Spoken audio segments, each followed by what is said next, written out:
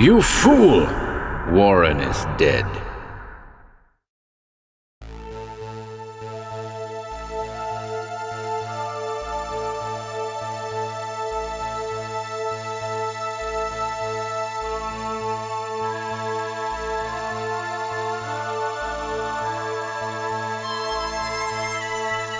Welcome to HorrorBabble. Today we return to Zothique in The Master of the Crabs by Clark Ashton Smith. Strange books they were, containing the erudition of buried eons. I hope you enjoy this one. Let us know what you think of the story in the comments below.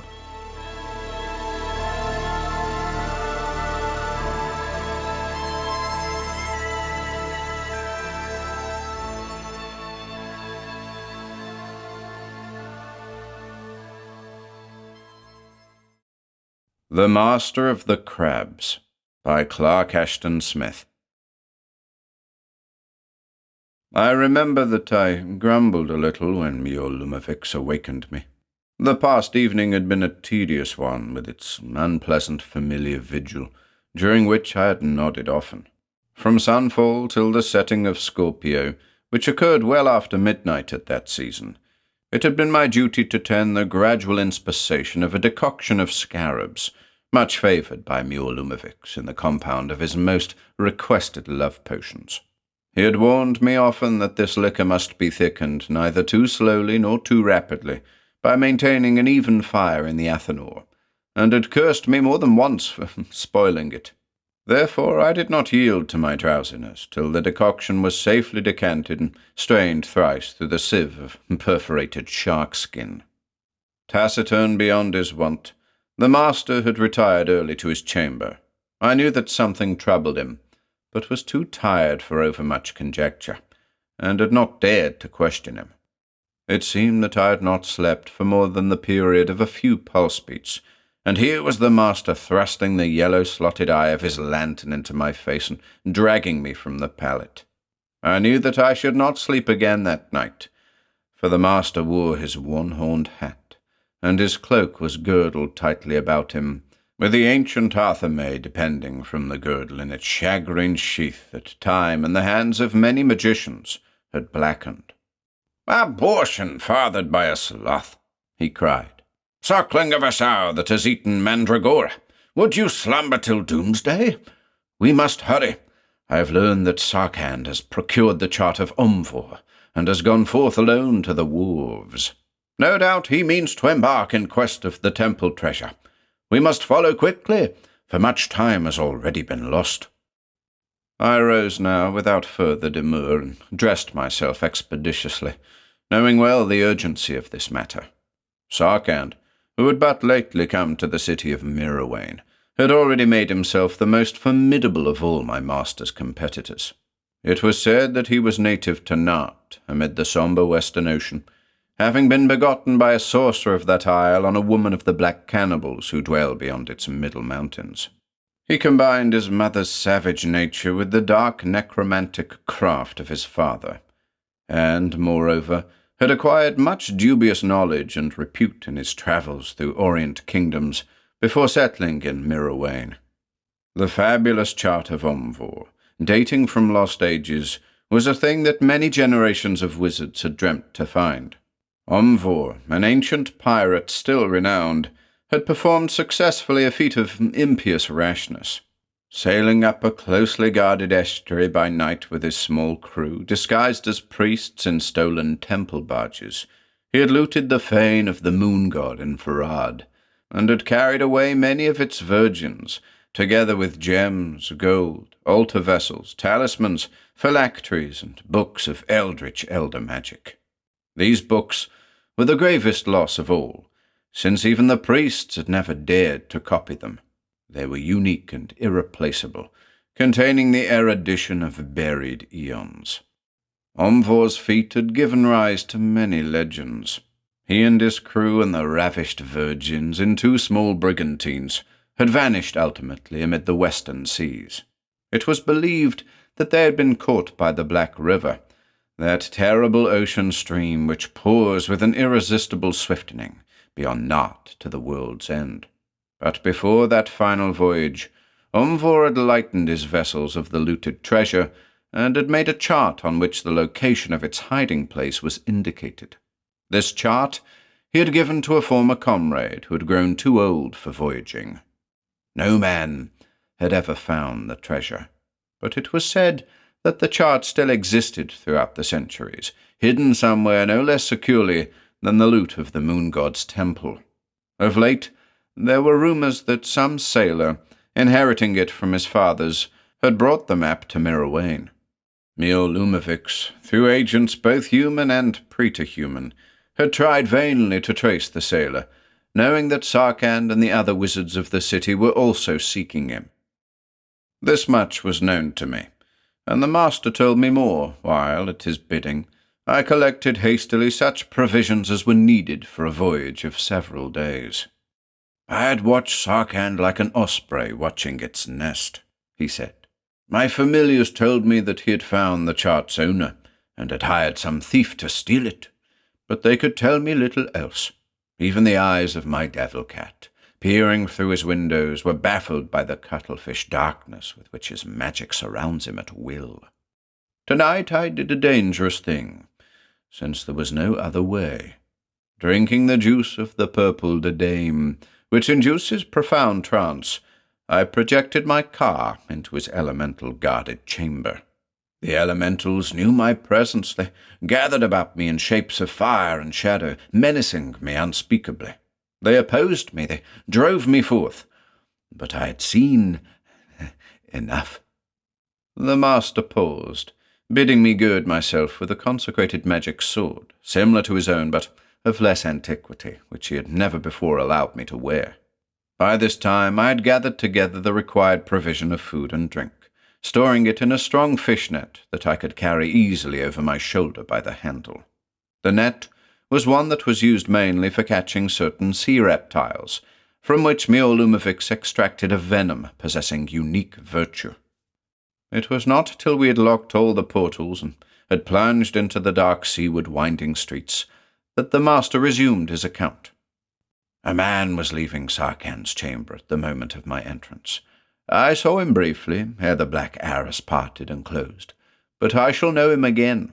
He was young and plump, with powerful sinews under the plumpness, with slanted, squinting eyes, and a girlish face, and the swart yellow skin of a man from the southern isles. He wore the short breeks and ankle-topping boots of a mariner, being otherwise naked. Sarkand was sitting with his back half-turned, holding an unrolled sheet of papyrus, yellow as the sailor's face, to that evil four-horned lamp which he feeds with cobra's oil. The lamp glared like a ghoul's eye, but I looked over his shoulder long enough before his demons could hurry me from the room. The papyrus was indeed the chart of Umvor. It was stiff with age and stained with blood and sea-water, but its title and purpose and appellations were still legible, though inscribed in an archaic script that few can read nowadays. It showed the western shore of the continent Zothique, and the seas beyond. An isle, lying due westward from Mirawain, was indicated as the burial place of the treasure. It was named the Island of Crabs on the chart, but plainly it is none other than the one now called Erebos, which, though seldom visited, lies at a distance of only 2 days' voyaging. There are no other islands within 100 leagues, either north or south, excepting a few desolate rocks and small atolls. Urging me to greater haste, Lumifix continued. "I woke too tardily from the swoon by the dame. A lesser adept would never have awakened at all.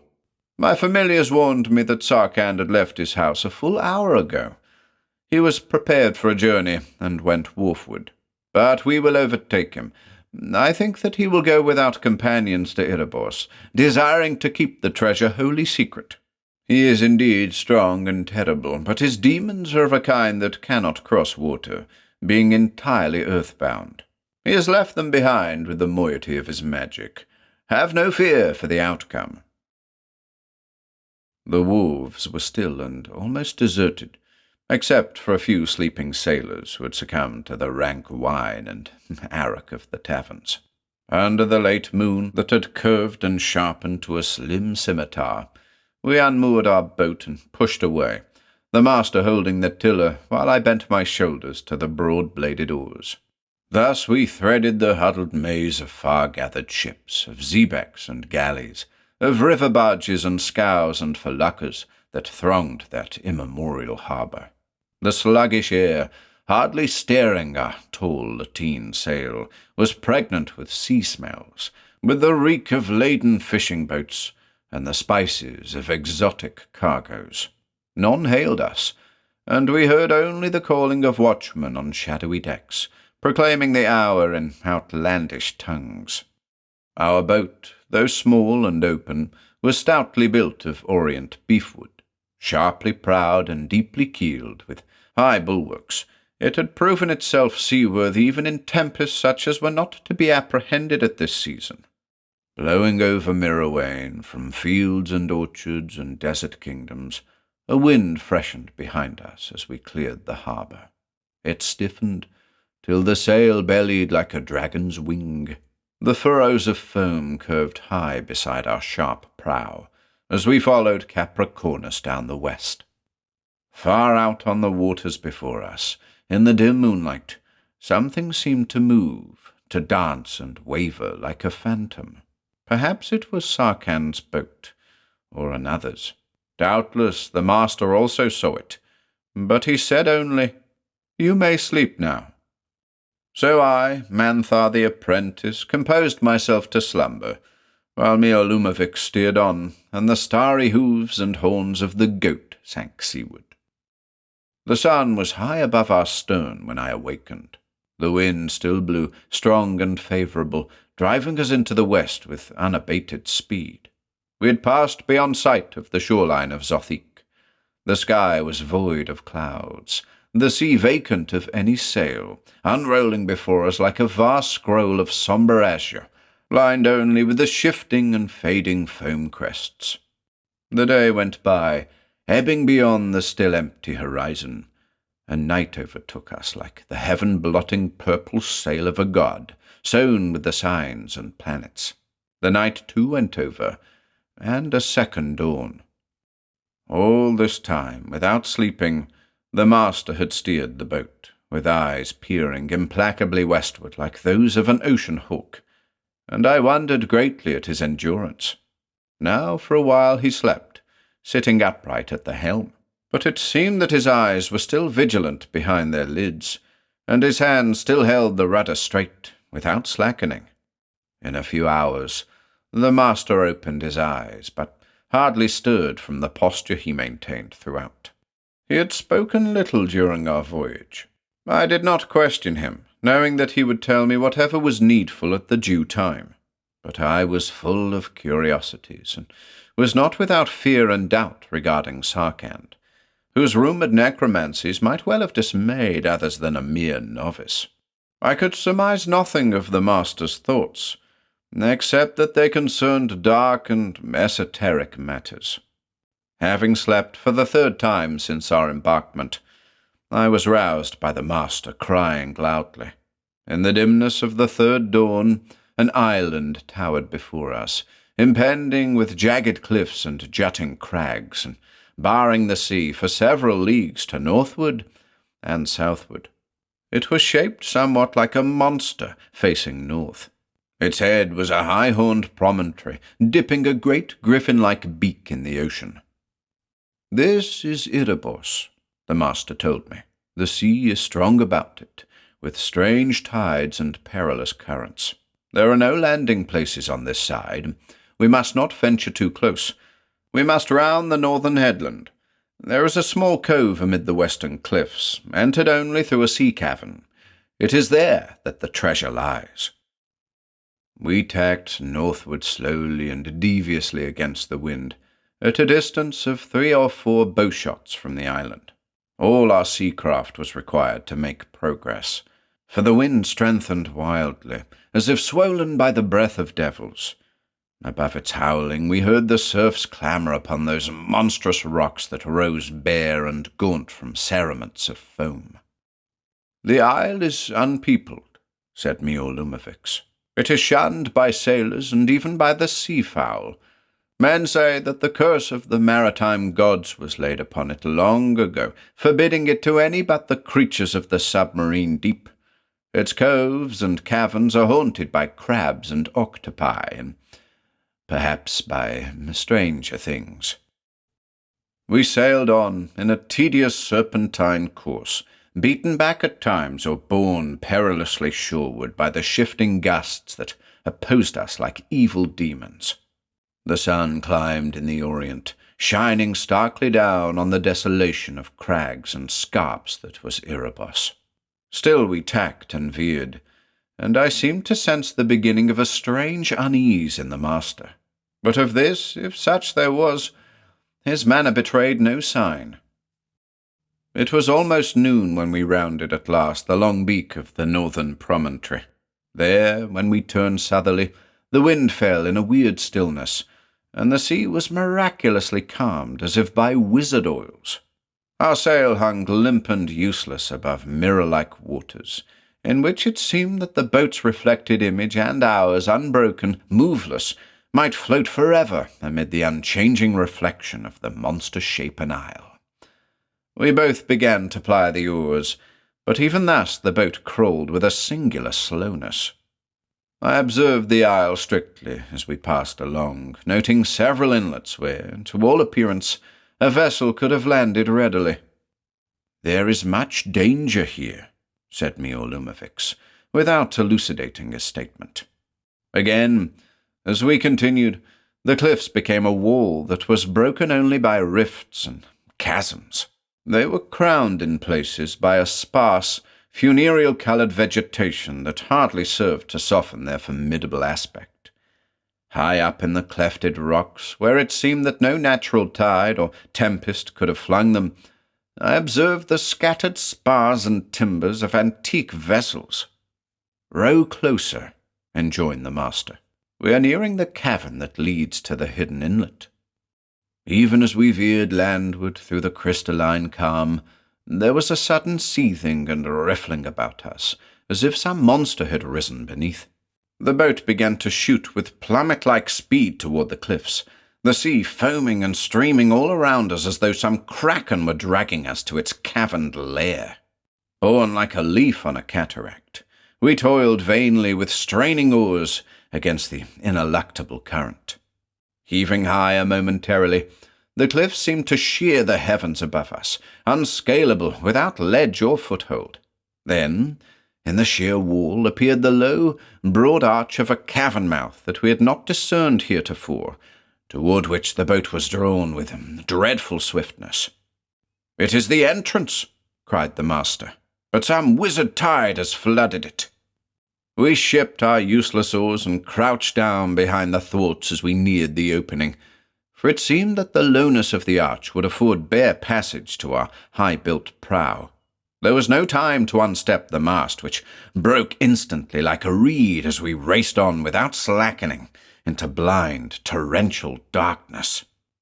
Half-stunned and striving to extricate myself from the fallen, spar-weighted sail, I felt the chillness of water splashing about me, and knew that the boat was filling and sinking.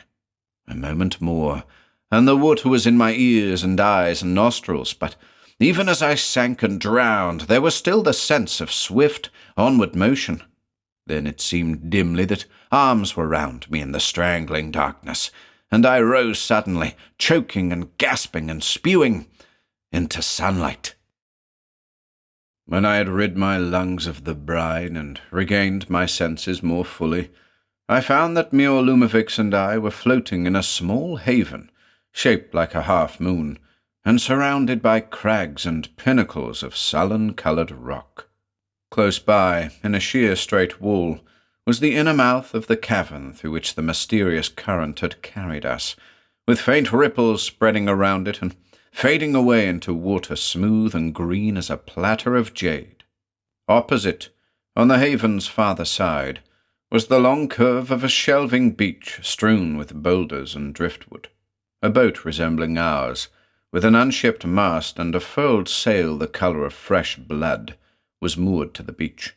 Near it, from the shoaling water, protruded the broken-off mast of another boat, whose sunken outlines we discerned obscurely. Two objects which we took for human figures were lying half in and half out of the shallows a little farther along the strand. At that distance we could hardly know whether they were living men or cadavers. Their contours were half hidden by what seemed a curious sort of brownish-yellow drapery that trailed away amid the rocks, appearing to move and shift and waver incessantly.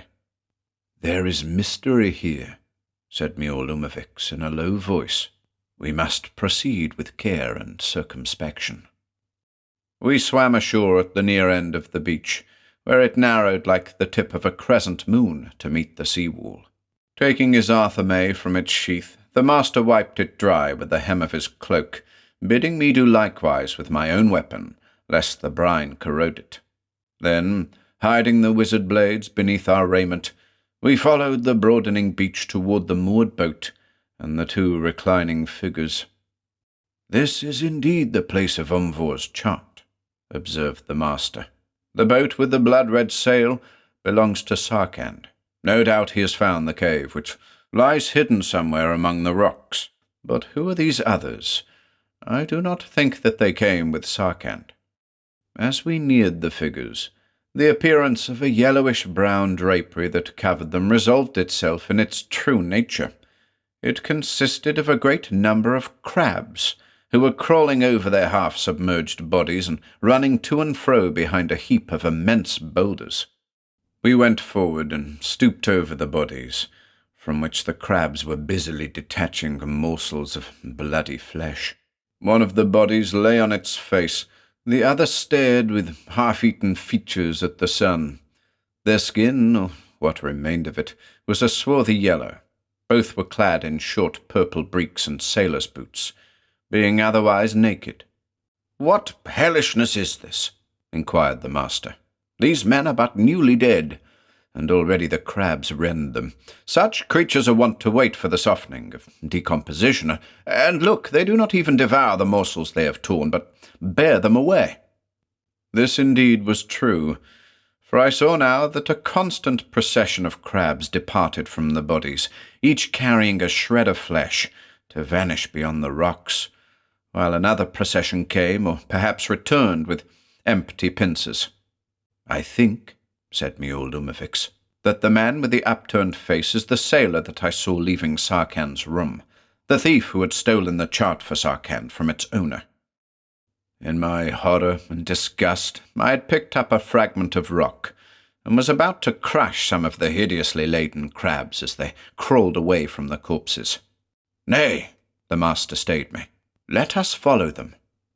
Rounding the great heap of boulders, we saw that the twofold procession entered and emerged from the mouth of a cavern that had heretofore been hidden from view.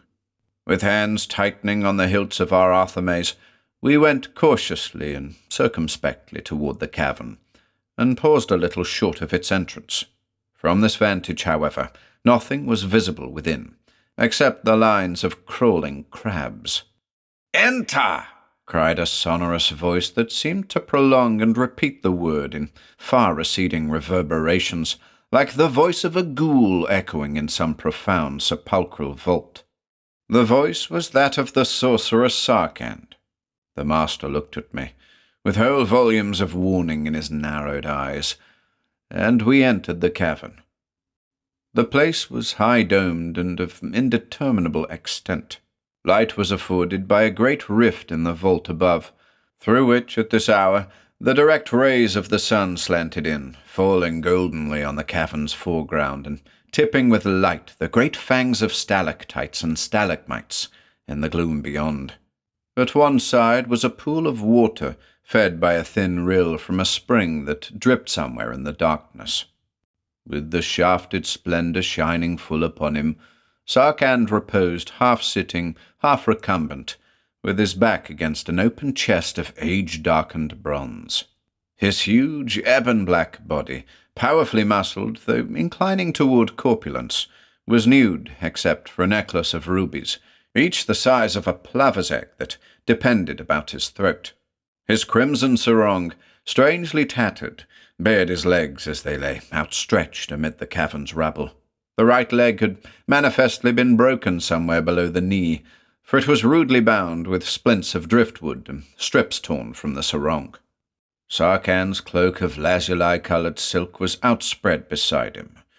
It was strewn with graven gems and amulets, with gold coins and jewel-crusted altar vessels that flashed and glittered amid volumens of parchment and papyrus. A book with black metal covers lay open as if newly put aside, showing illuminations drawn in fiery ancient inks. Beside the book, within reach of Sarkhan's fingers, was a mound of raw and bloody shreds. Over the cloak, over the coins and scrolls and jewels, crawled the incoming line of crabs, each of which added its torn-off morsel to the mound and then crept on to join the outgoing column. I could well believe the tales regarding Sarkhan's ancestry. Indeed, it seemed that he favoured his mother entirely, for his hair and features, as well as his skin, were those of the Negro cannibals of Nut, as I had seen them depicted in travellers' drawings. He fronted us inscrutably, his arms crossed on his bosom. I noticed a great emerald shining darkly on the index finger of his right hand.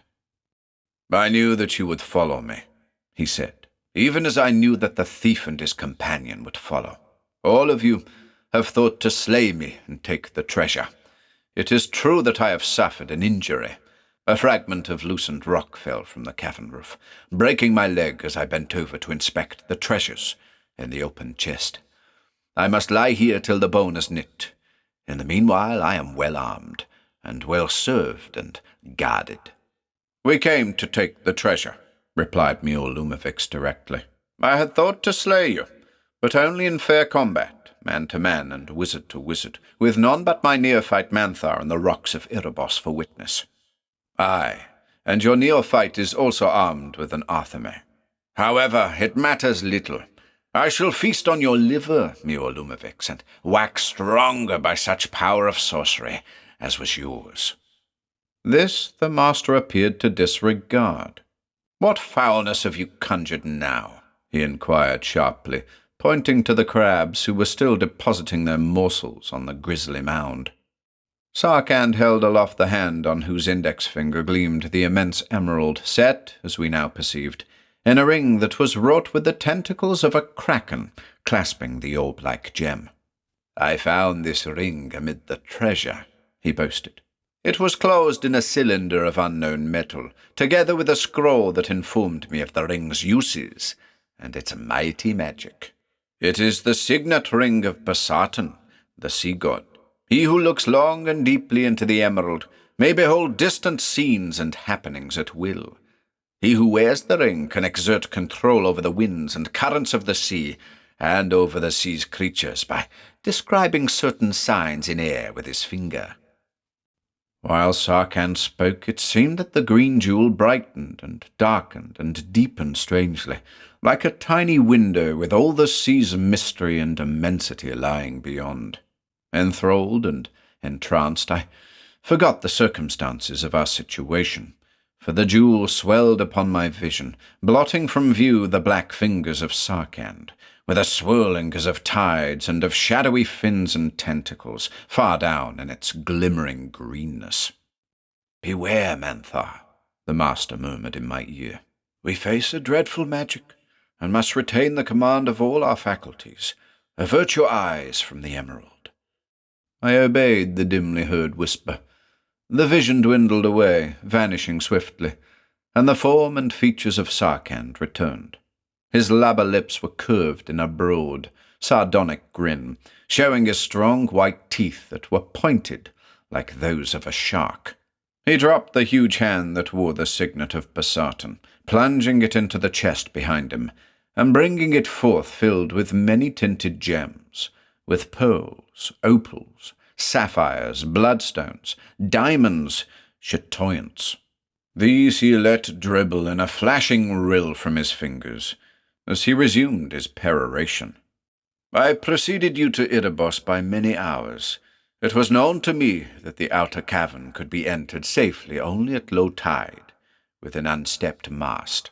Perhaps you have already inferred whatever else I might tell you. At any rate, the knowledge will perish with you very shortly. After learning the uses of the ring, I was able to watch the seas around Erebos in the Jewel. Lying here with my shattered leg, I saw the approach of the thief and his fellow.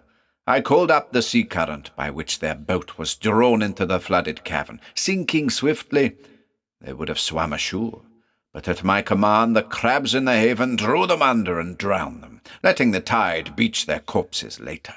That cursed thief, I had paid him well for the stolen chart, which he was too ignorant to read, suspecting only that it concerned the treasure trove.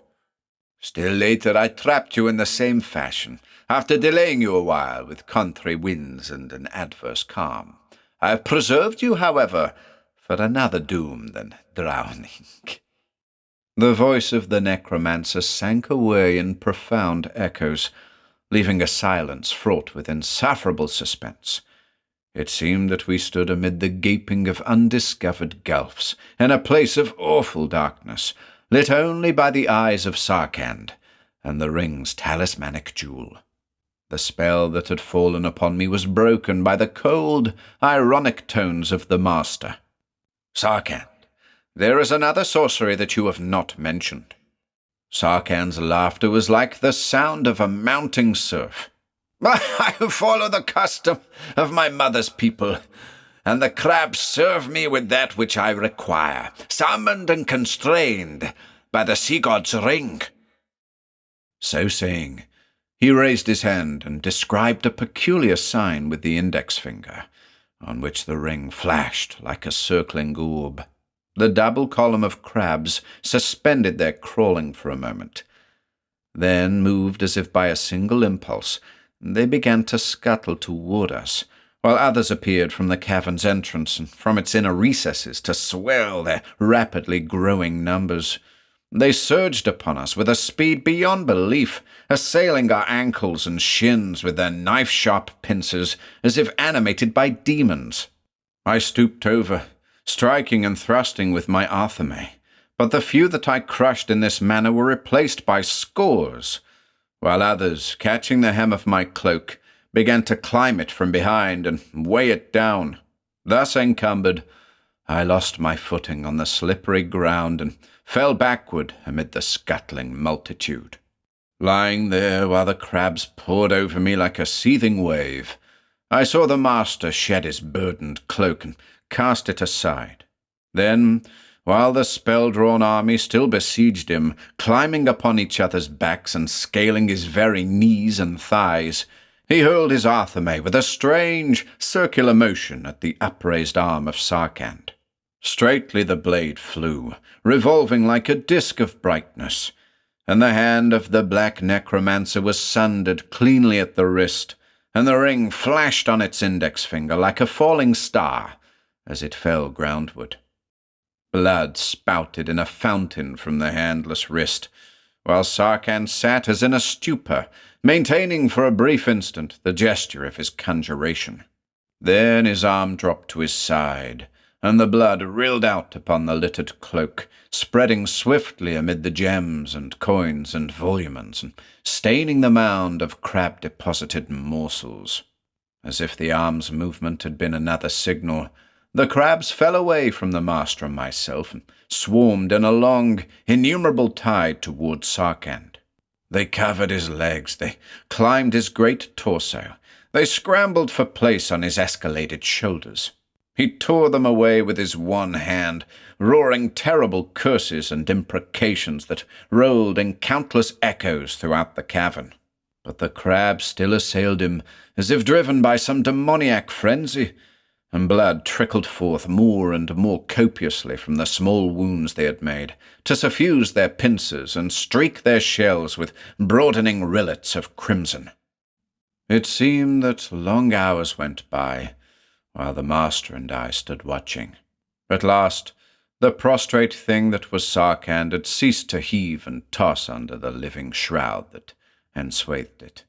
Only the splint-bound leg and the lopped-off hand with the ring of Basartan remained untouched by the loathsomely busied crabs. "Faugh!" the master exclaimed. "He left his devils behind when he came here, but he found others. It is time that we went out for a walk in the sun. Mantha, my good lubberly apprentice, I would have you build a fire of driftwood on the beach. Pile on the fuel without sparing, to make a bed of coals deep and hot and red as the hearth of hell, in which to roast us 12 crabs. But be careful to choose the ones that have come freshly from the sea.